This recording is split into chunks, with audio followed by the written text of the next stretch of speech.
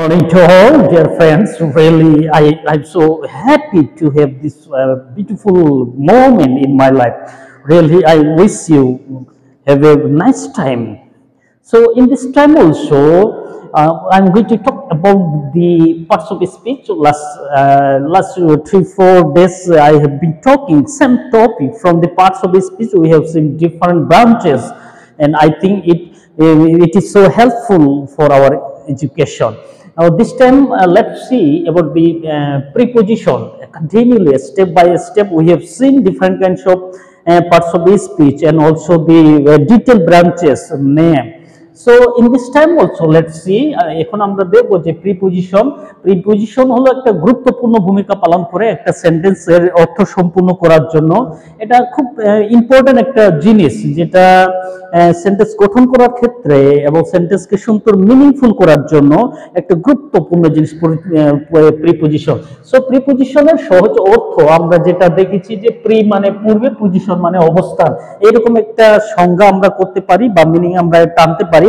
Pre মানে পূর্বে, position মানে অবস্থান, তার মানে পূর্বে অবস্থান। But question is this to us, কিসের পূর্বে কার অবস্থান? তার মানে নাউনের পূর্বে প্রিপজিশনের অবস্থান বা প্রোনাউনের পূর্বে প্রিপজিশন অবস্থান, এরকম আমরা ব্যাখ্যা দেখতে পাই। কিন্তু আমার কথা হলো প্রিপজিশন এরকম কাজ করে না। প্রিপজিশন বলতেছে যে সেন্টেন্সের মাঝে বসে উপর ওয়ার্ডের সাথে সম্পর্ক স্থাপন করাকে প্রিপজিশন বলে। ওয়ান্স अगेन, যে শব্দ সেন্টেন্সের মাঝে বসে অপর শব্দের সাথে সম্পর্ক স্থাপন করে তাকে প্রিপজিশন বলে। প্রিপজিশন কি করে? প্রিপজিশনের আগে এবং পরে শব্দের সাথে সম্পর্ক স্থাপন করতে সাহায্য করে। সম্পর্ক স্থাপন মানে অর্থ মিনিংফুল করতে সাহায্য করে, সেটাকে প্রিপজিশন বলে। So there are so many kinds of preposition we see here. Here we see 7 kinds of preposition. So it's all are important. So we need to do this. So here প্রথমে আমরা দেখি যে preposition এতগুলো 1 2 3 4 5 6 7 ধরনের preposition আমরা এখানে দেখতে পাচ্ছি। সো প্রথম হলো সিম্পল প্রিপজিশন। সিম্পল প্রিপজিশনের অর্থ হলো সাধারণ preposition. But question is this, আমি বলবো যে সিম্পল প্রিপজিশন মানে যে প্রিপজিশন একবার উচ্চারিত হয় তাকে সিম্পল প্রিপজিশন বলে। যে প্রিপজিশন একবার উচ্চারণ হয় তাকে সিম্পল প্রিপজিশন বলে।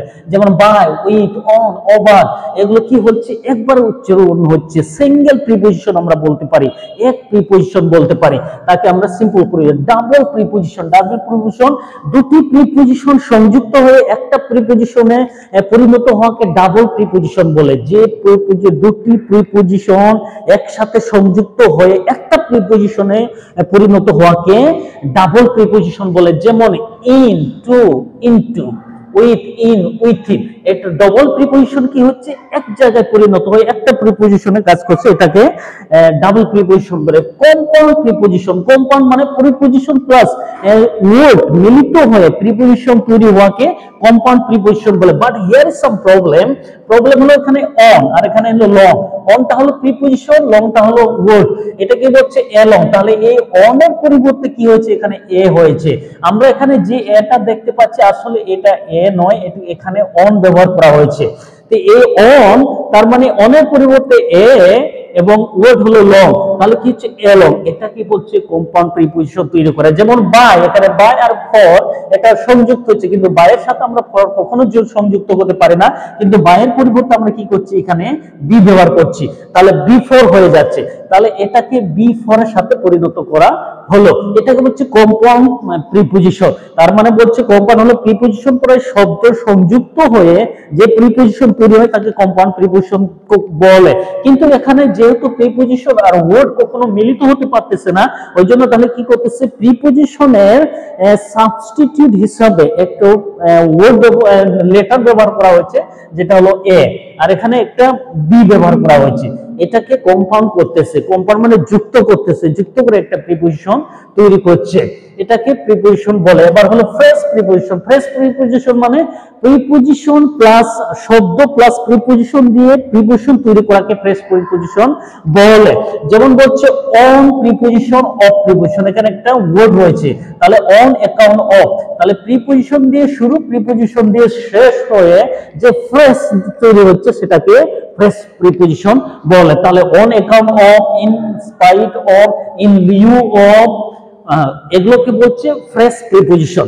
পার্টিসিপল প্রিপোজিশন, পার্টিসিপল প্রিপোজিশন হলো যেমন ভার্ব প্লাস আইএনজি কে পার্টিসিপল প্রিপোজিশন বলে, যেমন কনসিডারিং, কনসিডার থেকে কনসিডারিং, কনসার্ন থেকে কনসার্নিং হয়ে গেছে, এগুলো বলছে পার্টিসিপল প্রিপোজিশন। তারপরে ডিটেক্ট প্রিপোজিশন, ডিটেক্ট প্রিপোজিশন মানে ছেদ প্রিপোজিশন, ছেদ হয়ে যাচ্ছে মানে ওটা ওটার সাথে ছেদ হচ্ছে, যেমন এই এফটা বাদ যাচ্ছে, ওটা থাকতেছে এখানে অ্যাপোস্ট্রফিতে পরিণত হচ্ছে, যেমন ও ক্লোক, এটাকে বলছে detect preposition.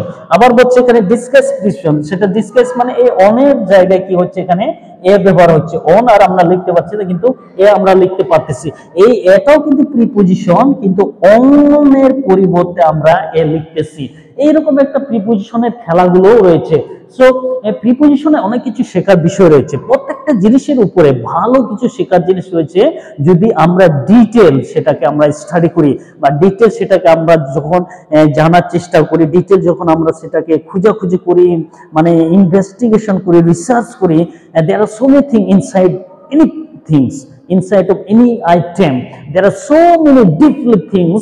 If we investigate or if we research, if we do some research works, there are so many things hidden.